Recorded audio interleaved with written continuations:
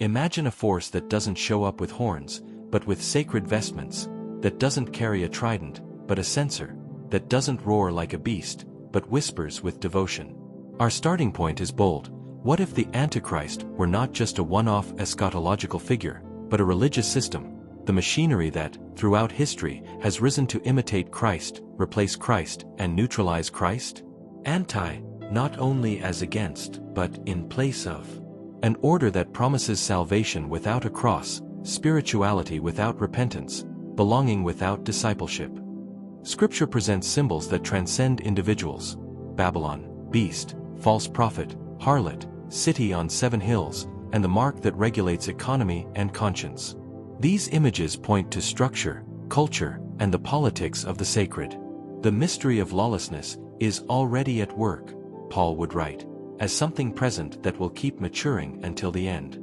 The provocation of this script is to look at history through that lens.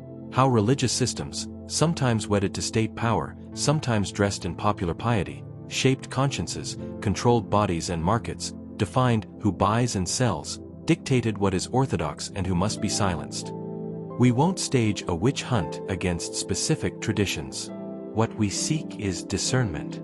There are archaeological traces, historical narratives, liturgies, coins, triumphal arches, cathedrals, and decrees that testify to how religion, when absolutized, becomes an antichristic mechanism. It occupies the throne of the heart and the cities, devours dissenters, and offers a peace that costs the truth. This is a call to look beyond proper names and ask, which elements of our temples, platforms, speeches, and habits feed a Christianity without Christ? In the Johannine texts, Antichrist appears in the plural. Many antichrists have arisen. It's not only the great one at the end, but many along the way. In Revelation, one beast rises from the sea, imperial power, and another from the earth, religious/ideological power. Together they compose an ecosystem that simulates transcendence with performative miracles, propaganda, symbols, numbers. The false prophet doesn't build tanks. He builds liturgies that legitimize tanks. He doesn't raise walls. He raises narratives that sanctify walls. Biblical Babylon is less a zip code and more a paradigm. Power that seduces, commerce that idolizes, spirituality that justifies exploitation. An antichristic religious system offers utilitarian sacrality. It blesses the status quo, exorcises prophetic questioning, and rewards blind obedience. 666 speaks of absolutized humanity, the human project enthroned, running like a machine, perfect in calculation, empty of grace. When the sacred exists to keep the machines running without a clash with the Lamb, we face systemic Antichrist. Scripture then invites us to test spirits and structures. Which theology underwrites unjust economic relations? Which spirituality requires a scapegoat? Which worship needs continuous spectacle to hide the absence of fruit? The Antichrist system operates by creating symbolic dependency. It sacralizes group identity, distributes labels of pure and impure, and produces emotional safety in exchange for the freedom of the gospel. In the Roman world, religion was social cement. Inscriptions and coins proclaimed the emperor's divus. Civic altars integrated political life and ritual. The imperial cult was not a devotional option, it was public loyalty. Archaeology reveals temples dedicated to Caesar, titles like Pontifex Maximus, formulas of greeting, and processions that spiritualized obedience. The message was clear: without Caesar, there is no peace. The religious machine served the Pax Romana. Into this setting, the early Christian movement emerges as a counter-liturgy. By declaring, Jesus is Lord, the community subverted the slogan, Caesar is Lord. By sharing bread and wine, it instituted an economy of grace in a society structured by clientelism and honor. Hence the conflict was not merely doctrinal, it was political-liturgical. The imperial religious system reacted with persecution and propaganda. Christians were accused of atheism, for rejecting idols, disorder, for refusing to burn incense, and immorality, for meeting in secret. The historical lesson: when religion functions as an apparatus of legitimation, the altar becomes the palace's office. Faith turns into ideological compliance. The Antichrist system doesn't need to abolish temples, It needs only to occupy them with sacred rhetoric that canonizes power. Where devotion becomes obedience to empire, the dragon smiles. Daniel speaks of the abomination of desolation. The Maccabees narrate the profanation of the temple by Antiochus IV. In the 1st century, Titus destroys Jerusalem, and the Arch of Titus, which can still be seen today, eternalizes in relief the plundering of sacred vessels. The history of biblical faith is intertwined with sacred spaces and their profanation. But Jesus shifts the axis. Destroy this temple, and in 3 days I will raise it up, referring to his body. The Holy of Holies now walks the streets, touches lepers, eats with sinners. The incarnate sacred confronts institutional sacredness. The antichristic religious system doesn't need to invade with armies. It occupies hearts and administers the sacred as symbolic capital. It institutes purity tolls, tolls of access to God, initiation curricula that keep people dependent on mediators. It creates sacramental economies where grace is a product and forgiveness a currency. When the temple serves more to separate than to serve, when leaders handle the sacred to maintain privilege, the abomination happens not on stones but on people. Archaeology reminds us that temples fall. The gospel insists that the body is the temple. The practical question: do our liturgies liberate people to be living temples, or do they confine them to lifelong dependencies? Wherever the sacred manages fear and status, the antichristic system breathes. Revelation 17-18 presents Babylon as the metropolis of desire, clothed in purple, drunk with the blood of the saints, trafficking in bodies and souls. The mention of the 7 hills evokes Rome, but the symbol is transhistorical, any market city where religion, luxury, and politics embrace. Ancient texts and finds from ports, warehouses, and trade routes show how cult intertwined with commerce. Festivals drove markets, processions legitimized tariffs and conquests. Spiritual Babylon is the liturgy of consumption, glass cathedrals, pilgrimages to malls, sacraments of the card. The antichristic religious system acts when it turns blessing into branding, discipleship into subscription, shepherding into audience management.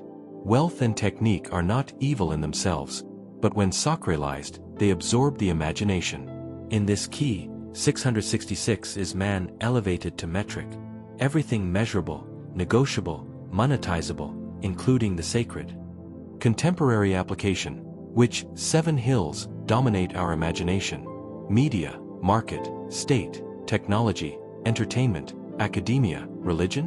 How has the sacred aligned with them? Where is the promise of transcendence sold in experience packages?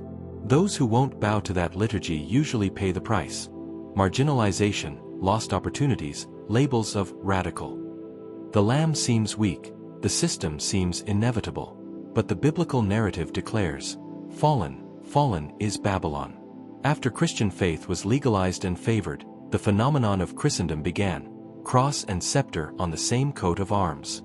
There were beautiful fruits, hospitals, universities, arts, but also shadows, crusades, inquisitions, censorships, sacralized nationalisms. The antichristic religious system is not one specific tradition but the movement by which the church trades prophecy for prestige, marginality for platform. Comparing contexts, ancient empires demanded incense to Caesar. Modern regimes demand incense to ideologies. In both, there are always chaplains of power, theologians and leaders who supply sacred language to bless violence and preserve privilege. This is the false prophet serving the beast, theology as social lubricant. When the main mission becomes preserving order and managing relevance, the salt loses its savor. The application is painful. Where our communities seek influence at any cost, they lose authority. Where the crown matters more than the towel and basin, Christ is replaced by his registered trademark. The Antichrist system feeds on our craving for recognition, turning the bride into a self-centered institution. Healing begins when we remember. The kingdom comes from below, in the form of service, table, forgiveness, and truth that cannot be sold. Revelation describes an image that receives breath and speaks. We need not force literalism to perceive the power of animated images in every era. Idols that speak through propaganda, visual liturgies that shape affections, algorithms that select what must be seen and believed. The false prophet performs signs that seduce, and the crowd bows not only to argument but to enchantment. The antichristic religious system understands aesthetics and effect. It knows the heart is persuaded by belonging and spectacle. It creates show, soundtrack, narrative, close-ups and slow motion of faith, and shifts the emphasis from embodied truth to choreographed experience. Are there miracles? Maybe. But the Gospel's criterion is not the wonder itself, but the fruit: justice, mercy, faithfulness. Where the wonder sustains vanity, where the sign keeps people infantilized, where oil and salt become products, there the image speaks in the beast's name. Practical application: train your attention hygiene. Ask, what is this visual liturgy doing to me? Does it lead me to Christ and the poor, or only to the next click? True worship doesn't capture, it sends. It doesn't numb, it awakens. It doesn't promise control, it invites to the cross. The mark that regulates buying and selling is a symbol of belonging and conformity. In the ancient world, trade guilds had rights dedicated to gods. Without participating, many were excluded from the market. Today, brands and platforms define who socially exists. The apocalyptic mark is more than a tattoo. It is the economy of conscience. It asks, how far will you go to belong? What are you willing to silence to keep buying and selling? The number of man, 666, suggests the human project at maximum efficiency without God. The repetition of 6, almost 7 but never 7. It is the eternal, almost, technology without wisdom, growth without justice, religion without repentance.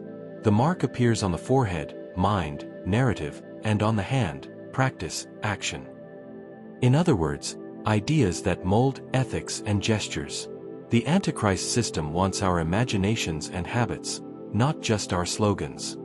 Application: the question is not, do I have the mark? But which marks mark me? Which loyalties determine my silences? Where does my consumption contradict my confession? Which contracts demand that I deny my neighbor to maintain advantages? Resistance is possible, but costly. The gospel doesn't promise immunity, it promises companionship. I am with you. If Antichrist is a system, the answer is not a hero, but an alternative community. The first Christians created counter-liturgies: common table, care for orphans and widows, offerings for poor communities, hospitality to strangers, hymns that catechized the heart. These practices emptied imperial propaganda's power by forming other loves. Today, resistance is slow and local: Sabbath and limits, simplicity and generosity, cross-class friendships, prayerful reading, honest work that says no to bribery, art that heals, not that captures, technology at the service of people, transparency, plural councils, accountability, discipleship that trains us to discern narratives. The church becomes implausible to the system when it loves without calculating ROI. There is also the aesthetics of the Lamb: beauty without vanity, solemnity without idolatry, joy without anesthesia. True liturgy doesn't mask wounds, it presents them to the God who raises the dead. To resist is to worship with one's life, to become an uncomfortable presence reminding the world there is another king, and his throne is a cross. Revelation ends with a garden city, rivers, trees, healing of the nations. There is no temple, for the Lord and the Lamb are its temple. The future is not a perfected religion, but the absence of religion as a system, because God dwells without oppressive mediations, and light needs no spotlights. Every Babylon falls, every propaganda goes silent, every mark loses market value. One name remains engraved on foreheads, not a code, but paternity. Christian hope is not to flee the world, but to see it transfigured. Therefore, our eschatology is practical.